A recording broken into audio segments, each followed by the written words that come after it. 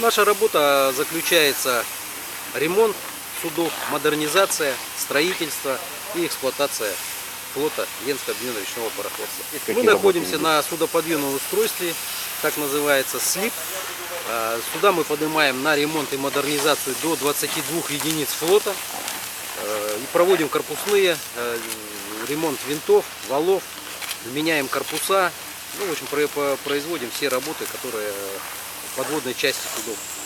У нас вот по корпусным работам в этом году более 60 единиц, 20 с лишним мы подняли, 22 на слип, а 40 единиц флотом мы вымораживаем в затоне. Запланировано 4250 кубов выморозить, половина из них уже выморожена. К концу февраля у нас будет стопроцентная выморозка и начнем ремонт винтов, перьев руля, ДРК так называемый. В апреле месяце, пока вода на лед не пойдет, мая не утопит, будем ремонтировать.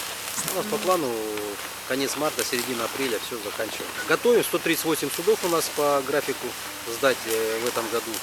Идем согласно графика, отставаний нету, проблем никаких нет, запчасти все завезены, металл имеется, кислород у нас есть, люди в полном объеме есть, так что у нас с судоремонтом на данном этапе никаких вопросов не возникает и проблем никаких нет.